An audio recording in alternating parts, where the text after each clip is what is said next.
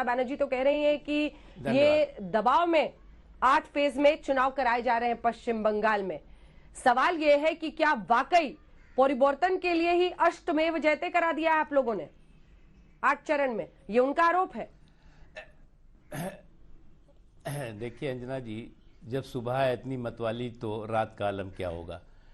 जब चुनाव से पहले हार का हाहाकार दिखाई पड़ रहा है तो चुनाव के रिजल्ट आने के बाद क्या हश्र होगा, हंगामा होगा, इसका एहसास आप आसानी से लगा सकती है। क्योंकि अभी तो और आगे भी रोना धोना मचेगा, ईवीएम के सर पे अभी ठीकरा फूटेगा। क्योंकि भारतीय जनता पार्टी, चुनाव आयोग वहाँ के जो हालात है उसके आधार पर चुनाव कितने चरणों में होना चाहिए, कहाँ कहाँ होना चाहिए, ये चुनाव आयोग तय करता है। और जिस तरह की वहाँ पर हिंसा का माहौल है, जिस तरह से अराजकता का माहौल है, जिस तरह की उद्दंडता का माहौल है, पूरी तरह से कॉन्स्टिट्यूशनल मशीनरी अराजक तत्वों के हाथों हाईजैक कर ली गई है, ऐसे हालात में चुनाव आयोग की रिस्पॉन्सिबिलिटी होती है, किसी भी चुनाव आयोग की, कि निष्पक्ष चुनाव हो, भयमुक्त माहौल में चुनाव हो, स्वतंत्र चुनाव हो और लोग अपने मताधिकार का स्वतंत्र ढंग से इस्तेमाल कर सके। अब उसके आधार पर भी उस पर भी अगर सवाल खड़े किए जा रहे हैं तो आपको एहसास आसानी से हो जाना चाहिए, और पश्चिम बंगाल के लोगों को भी हो चुका है कि विदाई का बैंड बाजा बज चुका है। उनका ये कहना है, देखिए विपक्षी पार्टियों का आरोप मुख्तार जी ये लगता है, उनका कहना है कि अगर ज्यादा फेजेस में चुनाव होता है तो भाजपा को इसलिए फायदा होता है क्योंकि आपके पास धन बल ज्यादा है और आखिरी के चरण तक आप लोगों को प्रचार के लिए खूब टाइम मिलता है, धन बल आपके पास ज्यादा है और इसी वजह से इस तरह से ज्यादा फेजेस में चुनाव कराए जा रहे हैं। इस पर क्या जवाब होगा? देखिए हमारे पास धन बल नहीं है, हमारे पास जन बल है।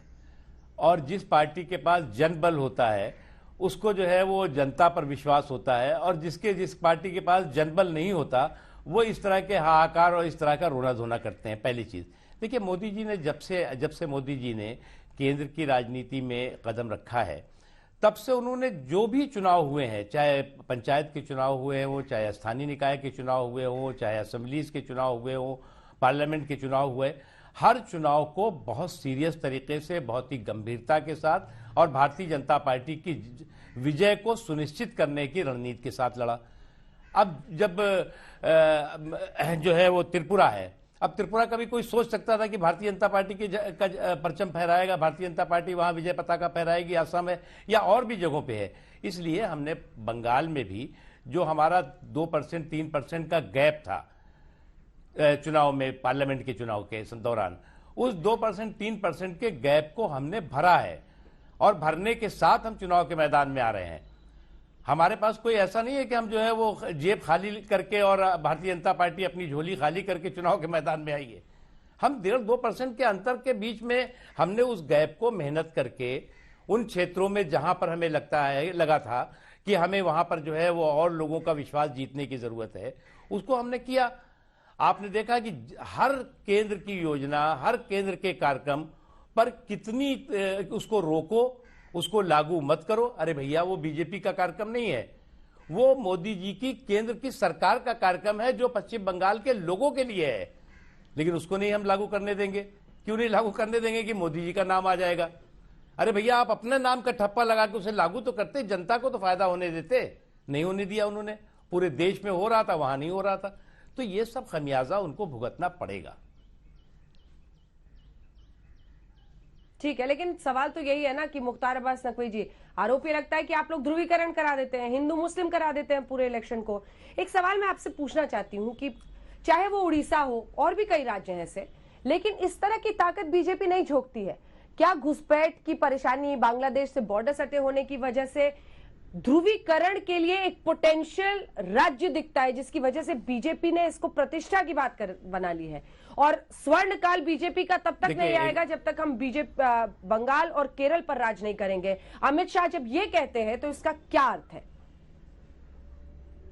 देखिए, ध्रुवीकरण कहां है? अगर आप जो है वो घुसपैठियों पे नरमी और जय श्री राम पे गर्मी करेंगी तो ये आप खुद में संदेश क्या दे रही हैं? आप जो है वो घुसपैठियों से तो नरमी है आपकी, और जय श्री राम पे आप गर्मी दिखाएंगी कि नहीं, अगर यहां बोला तो हम बंगाल में नहीं बोलने देगा। अरे भाई, इसका जो है ना तो संप्रदाय से मतलब है, ना धर्म से मतलब है। ये देश की अस्मिता, देश की मर्यादा के प्रतीक उनका जय श्री राम, गांव गांव में लोग कहते हैं राम राम जी। तो क्या एकदम कोई चिढ़ करके उसको ईंट पत्थर थोड़ी मारने लगता है? तो ये जो बौखलाहट है कि आप लेकिन जो है नकवी जी वो कह रही है कि मैं भी जय सिया राम बोलती हूँ, मैं बीजेपी वाला जय श्री राम नहीं बोलती हूँ, मैं जय सिया राम बोलती हूँ, ये उन्होंने कहा है आज तक के इंटरव्यू में। देखिए मुझे लगता है कि action speaks louder than word. उनके जय श्री राम पर या जय सिया राम पर एक्शन क्या होते हैं वो सबने देखा हुआ है, उसको हमें बार बार दोहराने की जरूरत नहीं है। आप उसको दोहरा करके दिखा दीजिए, एक बार नहीं कितनी बार उन्होंने जिनका उनका व्यवहार रहा है, जो उनका एक्शन रहा है, उस पर जो आक्रोश रहा है, वो बहुत बैड टेस्ट का रहा है।